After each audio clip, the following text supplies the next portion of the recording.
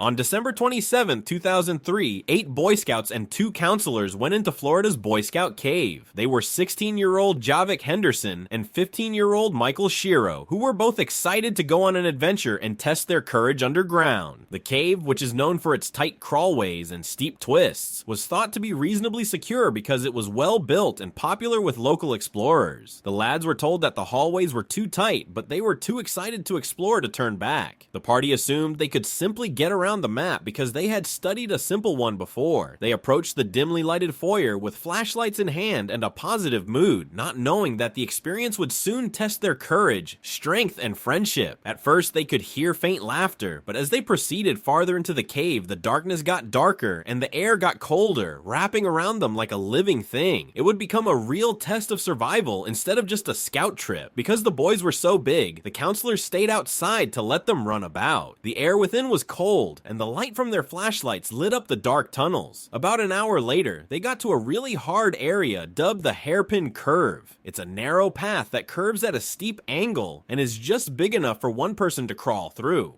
Michael went first and then Henderson. Henderson couldn't go forward or backward as he tried to get around the tight turn. His breathing sped up and rang loudly in the small space, which made everyone frightened. As the air got thinner by the second, the feeling of dread grew stronger. Michael rushed back to aid, but it was hard to move in the small space. They had to fight against every movement they made since their limbs scraped against the rough limestone. Henderson's leg hit a rock that was stuck, and he cried out in pain. Even though Michael was getting more and more tired, he tried to calm him down by speaking softly and telling him to breathe slowly instead of quickly. He carefully shifted his weight to try to free Henderson's leg. The flickering candle made the passageway look narrower by casting whirling shadows. Their skin was dirty, and the stench of wet stone filled their noses. Michael pushed as hard as he could, and sweat mixed with dirt. One of the boys from behind had the guts to crawl forward and see how they were doing when they heard a voice in the distance. Michael called for help again because the sound offered him a glimpse of hope. They were able to keep going for a little longer since they knew they weren't completely alone, even though their situation was still bad. The other people in the group who were waiting in a bigger part were concerned. For more than an hour, the two fought. Henderson's body twisted horribly in the tight tube, and every time he tried to move, things grew worse. Then disaster struck. Michael fell, cold and fatigued. Henderson was left in the dark because he couldn't save his pal. The other lads could only watch helplessly as he yelled for aid over and over again in the cave. They were too scared to go near him. The counselors outside didn't know what was going on until the boys came back to the entryway, out of breath and in a panic, and informed them what had happened. The counselors called 911 right away. Rescue teams with the right tools and knowledge got there quickly. They rushed to get to Michael and Henderson because they knew how serious hypothermia and lack of oxygen could be.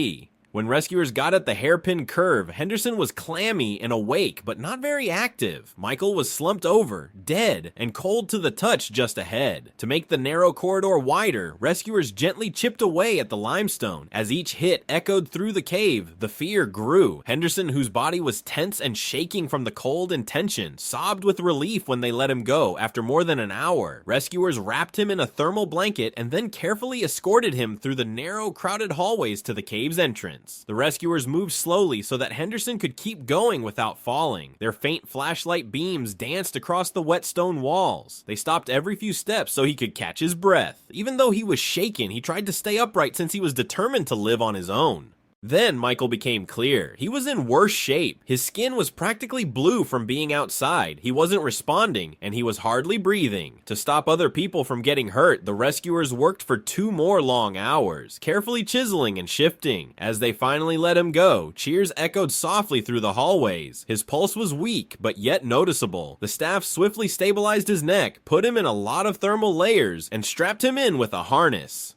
As the boys came out into the sunlight, emergency medical workers rushed to stabilize them. While he was still unconscious, Michael was treated for hypothermia. He was saved by a miracle, but it took him a whole day to wake up. And 2. Arizona's Red Knolls Cave Rescue, December 21st, 1997. On the freezing night of December 21st, 1997, 5 young men, Brandon Silverhorn, Christopher Reed, Gus Hansen, John Salazar, and Jeremy Platt, set out for the Safford Shafts, a desolate desolate area in Arizona known as Red Knolls. There were deep holes all throughout the land, and some of them went down 40 to 60 feet into the cemented bottom of an old lake. The Red Knolls were a spot that people in the area had heard about for a long time. It was known for its dismal beauty and hidden dangers. The sheer cliffs and unstable rocks made the area perilous, especially at night, but a lot of people who wanted to take risks were lured to the idea of pushing limits. That night, the young men's judgment was clouded by excitement and curiosity. They only had flashlights, a few matches, and too much bravery with them. They had no notion that things may go dangerous that night. The wind softly howled through the knolls, warning them, but they didn't listen. As they went deeper into the bush, the heavy old silence of the desert, which was not influenced by people, surrounded them. What began as a night of irresponsible exploration would soon become a legend in the history of local emergency rescue. They got there around 9:12 p.m. with fuel and a lot of excitement. They were drawn to a little crack in the rock that was only a foot wide. The stars above were a beautiful contrast to the chaos they were going to cause. The air was pure and silent. As they poured 4 gallons of gasoline into the crack, they planned to make a fire-spewing exhibition. The fumes quickly climbed and hurt their noses. One of them lit a rag, took a breath, and then flung it into the void, stepping back with hands shaking from the rush of adrenaline. There was a strange silence for a moment. Then the ground seemed to take a breath. A huge explosion ripped through the earth, sending debris and fire into the night sky like a living thing waking up. The roar echoed off the hills nearby, breaking the desert's peace. The fissure started as a little crack, but quickly turned into a big hole. The sharp edges of the crater glowed a faint orange from the firestorm inside. The blast wave swept some of the soldiers off their feet, like an explosion in a furnace with a hot wave of heat. There were pieces of rock all around them, and the air smelt like burnt soil. They could only look in horror at the damage they had done. What had started out as a casual act had turned into a nightmare. The force threw 4 of the men back, and they were still alive, but had scratches and bruises. But Brandon Silverhorn was getting too close. He was peering into the crevice when the explosion happened. The ground gave way, and he dropped 40 feet into the hole. It was a hard hit. His leg fractured when it hit the floor. Then a big boulder fell from above and smothered him. Brandon was stuck and twisted in a strange way, with his head pressed sideways against the rock. His broken leg hurt, and every breath he took hurt because of the strain on his kidneys and stomach. His friends yelled his name from above, their voices breaking with fear, but he didn't answer. The dust and darkness made it hard for them to see the edge of the hole, let alone their fallen friend. The smell of smoke and burnt rock was still in the air as they leaned over and yelled into the void. There was nothing but haunting silence. They knew they couldn't get rid of him on their own. The crack suddenly looked bigger and more angular, as if it had totally swallowed Brandon. One of the youngsters dropped down a flashlight in the hopes of seeing something below, but all they could see were flashes of rock dust and debris swirling around. People started to panic. The lads climbed up the uneven ground, their hearts racing and tripping over loose stones, looking back every few seconds. They were scared of what would happen if they waited too long. They sprinted back to town, breathless and desperate, their legs throbbing and their heads whirling with thoughts of Brandon lying under the stone. It felt like every second lasted forever. They were so scared and dirty that their voices were raspy when they burst through the doors of the nearest gas station, shouting for help. They were in a hurry, but they didn't have a plan. The clerk called for help right away because they looked so strange. In a matter of minutes, sirens could be heard in the distance, giving people hope in the middle of the nightmare. The slab that covered Brandon was not only heavy, but it was also deeply wedged and almost made of the dirt. The crevice's slope made things worse because it may cause more rock to fall with each movement. Brandon, on the other hand, was having a hard time staying awake because of the constant pressure on his chest and weak breathing. Hypothermia set in when the cold took the heat out of his body. With chisels, rescuers carefully loosened the edges of the slab. Then, a pulley system was created above the crevice, utilizing stronger anchor points that were pushed into the rock and metal tripods. As rescuers carefully put slings under the huge slab, the ropes creaked as they pulled on them. Every inch of movement was meticulously measured to make sure the slab wouldn't move suddenly. Brandon whimpered gently below as the team leader gave orders, and the voices echoed in the pit, organizing their work. His weak voice was a sign that he was still alive. After a few stressful hours, the pulley approach was replaced by a controlled lift. The slab raised inch by inch, showing Brandon's bruised and dirty torso. though. Paramedics who had been waiting at the edge came down quickly to check his vital signs. After his broken leg was put in a vacuum splint, he was put on a backboard to be taken out. As rescuers carefully dragged him up, the crowd above fell quiet. When his head finally popped out of the crack, both the rescue teams and the people watching cheered. Brandon underwent numerous surgeries following his transfer to a hospital. Doctors said it was a miracle that he was able to fully use his limb again after a long recovery period. His story is a strong reminder of how quickly things can go wrong and how bravery, working together, and well-planned rescue efforts can turn tragedy into success. Thanks for watching. If this story moved you, please remember to like, share, and subscribe so you can read more true stories of people who have overcome obstacles and saved lives.